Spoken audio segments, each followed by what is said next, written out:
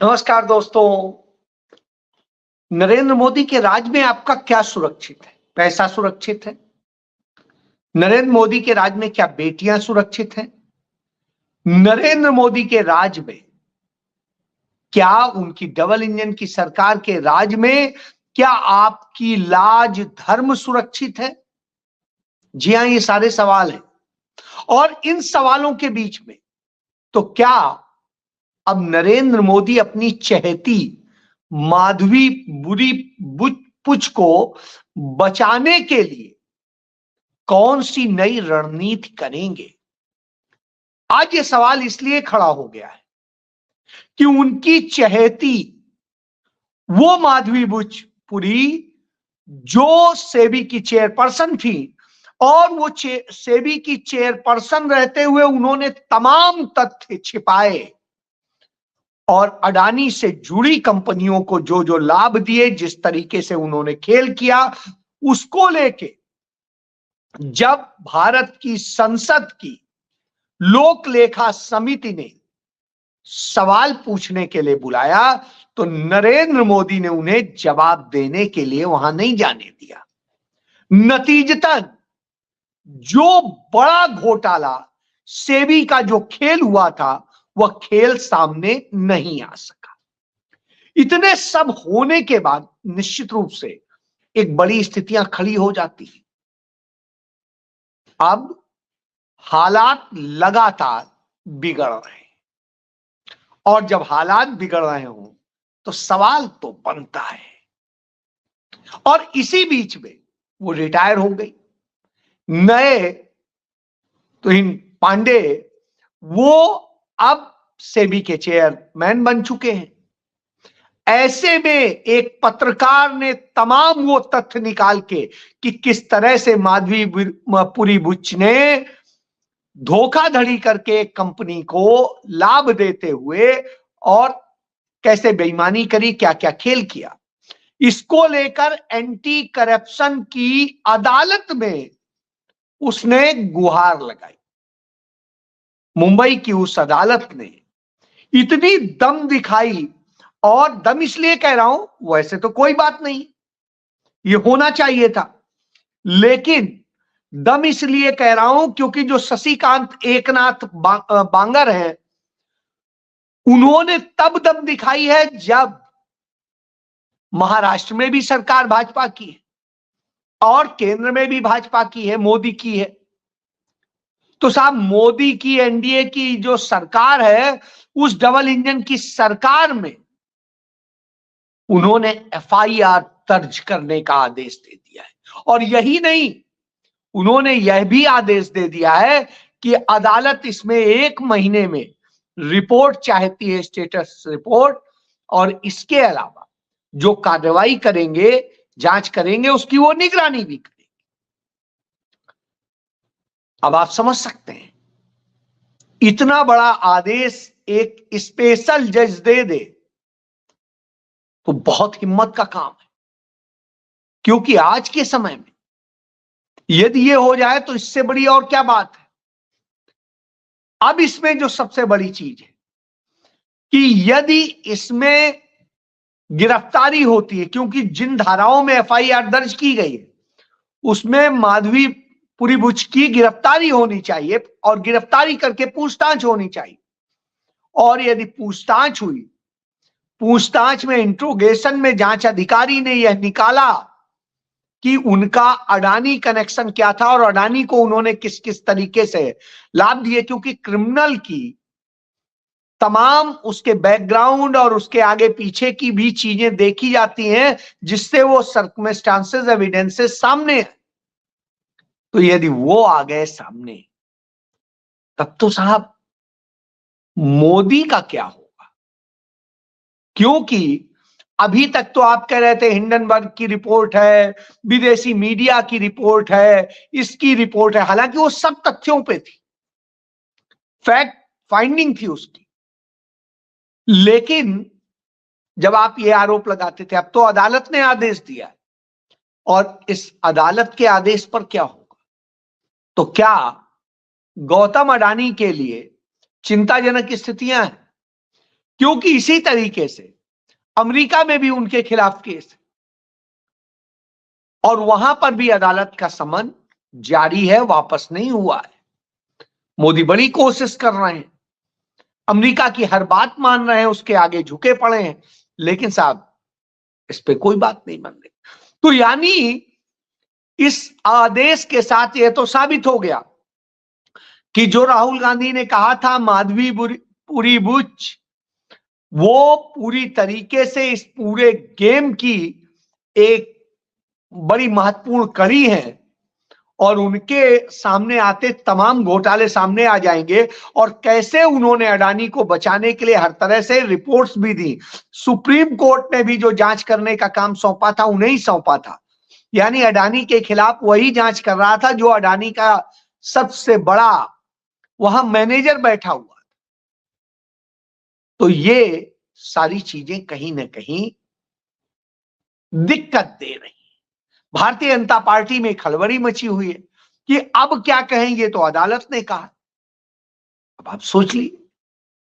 बहरहाल दूसरी तरफ भारत का शेयर मार्केट जिस तरह से धड़ाम हुआ है और जिस तरीके से लगातार गिरावट आई है, उससे जैसा मैं पहले ही बताता रहा हूं कि राउंड फिगर में 100 लाख करोड़ का नुकसान हो चुका है एक साल के भीतर।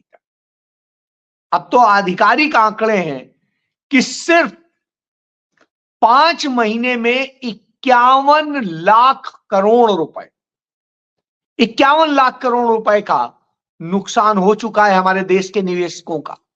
यानी देश के निवेशकों का पैसा मर रहा था और माधवीपुरी बुच चुपचाप सब देख रही थी, क्योंकि मार्केट में जो मैनिपुलेशन था उस पर उन्होंने कोई एक्शन नहीं लिया।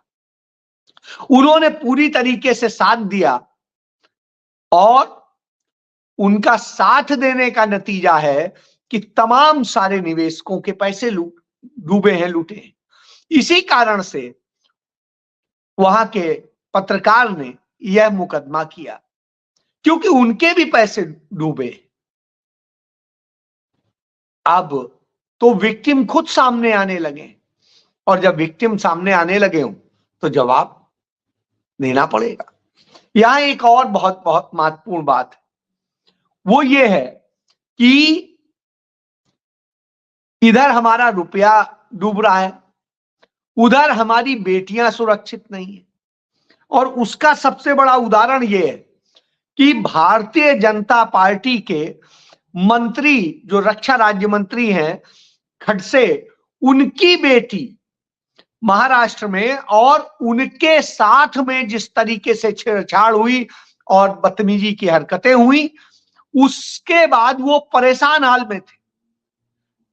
देश के रक्षा राज्य मंत्री को जा करके थाने में खुद एफआईआर दर्ज करानी पड़ी और कहना पड़ा कि बेटियां सुरक्षित नहीं, बद से बदतर हालत है। और जब उनकी मंत्री की बेटी सुरक्षित नहीं है तो किसी और की क्या होगी।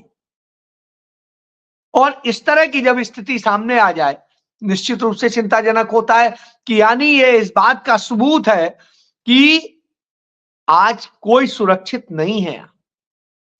अब एक और बात कर लेता हूं, इसी तरह हरियाणा में कांग्रेस पार्टी की यूथ विंग की एक सदस्य थी हिमानी नरवाल, और हिमानी के साथ में जो घटना हुई है, ये वही हिमानी है जो राहुल गांधी के साथ भारत जोड़ो यात्रा पर भी चली थी, और उसको काट करके, इतने टुकड़ों में काट करके ब्रीफ केस में वो करके फेंक दिया गया रोहतक में।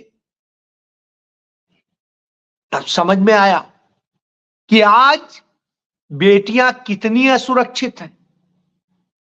कोई भी आज सुरक्षित महसूस नहीं कर रहा है और इस सरकार में असुरक्षा की भावना है। घटनाएं ऐसी होती हैं, आपको याद होगा ईडी ने जबरन एक परिवार में छापा मारा था, एक छोटा सा कारोबारी था, उसके यहाँ ईडी छापा मार करके इंदौर में, और उसे इतना प्रताड़ित किया कि उसने अपनी पत्नी के साथ में जीवन खत्म कर लिया। उसके छोटे छोटे बच्चे, उसके बच्चे ने अपनी गुल्लक सौंपी थी राहुल गांधी को उस भारत जोड़ो यात्रा के दौरान कि हां आप एक अच्छा काम कर रहे हैं, उसमें मेरा ये सहयोग है। और आज देख रहे हैं तो यानी आपका पैसा भी सुरक्षित नहीं, आपकी बेटियां भी सुरक्षित नहीं और आपका कारोबार भी सुरक्षित नहीं। फिर तीसरी चीज, इस देश में ये स्थितियां हो क्यों रही? क्योंकि इस देश के युवाओं के हाथ में रोजगार नहीं है, और रोजगार है नहीं। दूसरी तरफ भारत के तमाम सारे वो लोग जो बड़े बड़े पदों पे बैठे हैं, वो आज कहते हैं कि सब जो है पूरी लोगों के काम के घंटे 80 से 90 घंटे हो जाने चाहिए। अभी अमिताभ कांत ने यही बात कही। ये अमिताभ कांत कोई अरे गहरे नहीं, नरेंद्र मोदी के ही जो उच्चतम अधिकारी हैं। अब आप एक चीज समझिए, नीति आयोग का चेयरमैन जब इस तरह की बातें करता है, तमाम और महत्वपूर्ण पदों पर रहे लोग इस तरह की बातें करते हैं, आरबीआई का गवर्नर इस तरह की बातें करता है, तो सवाल तो आता है कि आखिर आप चाहते क्या है? तो अमिताभ कांत नीति आयोग के पूर्व जो है सीईओ हैं, और जिस तरह से एलन मस्क बात करता है, भारत में नारायण मूर्ति बात करता है, उसी तरीके से ये बात करने लगते हैं। यानी हर व्यक्ति को बंधुआ मजदूर बना देंगे, 16 घंटे आप रोजाना उससे काम लेंगे। अब आप सोचिए 16 घंटे वो काम करेगा, कुछ देर आएगा जाएगा, कुछ अपने जीवनचर्या के लिए यूज करेगा। उधर नरेंद्र मोदी कहते हैं 8 घंटे कम से कम सोना चाहिए। तो आप तो जब ये काम करा रहे हैं तो वो कहां सोएगा और क्या सोचेगा? व्यक्ति को इस स्थिति में आप ला करके खड़ा जब कर रहे हैं, तो ये बताता है, इसीलिए आपने लेबर लॉज खत्म किए, क्योंकि कारपोरेट के लोगों को कैसे कैसे क्या लाभ दिए जाएं, और उसके लिए सारे खेल। उधर रोजगार आप दे नहीं रहे, मैन्युफैक्चरिंग सेक्टर लगातार बद से बदतर जा रहा है। जो 16% के हिसाब से ग्रोथ कर रहा था, वो आज 13% पे आ गया। अब आप सोचिए, हर चीज आगे बढ़ती है, यहां सब कुछ डिप कर रहा है, नीचे जा रहा है। शेयर मार्केट नीचे जा रही है, मैन्युफैक्चरिंग नीचे जा रही है, देश की इज्जत नीचे जा रही है। वहां जेलेंस्की लड़ सकता है, मैक्रोन लड़ सकता है, मैक्सिको की महिला राष्ट्रपति लड़ सकती है, वियतनाम का राष्ट्रपति लड़ सकता है, लेकिन भारत का प्रधानमंत्री कांपते हुए हो दिखाई देता है, बोल नहीं पाता, हर शब्द ट्रंप कह देता है। तो जब यह स्थिति हो, तब इस जज के इस आदेश से जो जांच होगी, वो क्या क्या सामने लाएगी नहीं लाएगी, वो आने वाला वक्त बताएगा। लेकिन इतना जरूर है, खतरे की घंटी बजने लगी है, और यह आने लगा है कि जिस किसी दिन न्यायपालिका में कोई इतना मजबूत व्यक्ति आ गया, तो नरेंद्र मोदी के लिए बड़ा चिंताजनक स्थिति हो जाएगी। क्योंकि जो इन्होंने किया है वह देश के लिए बेहद खतरनाक। इन्होंने देश की सारी व्यवस्थाओं को छिन्न भिन्न कर दिया है। चुनाव आयोग को कैप्चर किया, अदालतों को कैप्चर किया, पुलिस और जांच एजेंसियों को कैप्चर किया, और इस तरह से करके अपने पाप छिपा रहे हैं। तमाम अपराध करने वाले, महिलाओं लड़कियों के साथ में तमाम घिनौने अपराध करने वाले बचे हुए, और उधर धर्म का नाम लेकर के धर्म चिल्लाते हैं। REET की परीक्षा के दौरान जो बच्चे जनेऊ धारण करते हैं धर्म के कारण, उनके जनेऊ उतरवा लिए जाते हैं। कुछ लड़कियां जब जो दूसरे धर्म से होती हैं, मुस्लिम से, तो उनके तमाम वो सब चेक करने की बात करी जाती है, नक की नथुनी उतरवा ली जाती है, और बहुत चीजें उतरवा ली जाती है। इस तरह का कौन सा नियम? तो इस तरह से करके तमाम चीजों को अपमानित करने का काम हो रहा है। और जब ये हो रहा हो, निश्चित रूप से सवाल तो उठेगा और वही सवाल आज खड़े हैं। इनके जवाब नहीं है सरकार के पास, लेकिन जनता के पास है। जनता दे सकती है अपने वोट से। उसे अपनी वोट की ताकत को बड़ी मजबूती के साथ जवाब देना है। यदि वो दे देगी तो निश्चित रूप से हल निकल आएगा, नहीं तो जो होना है होगा। जय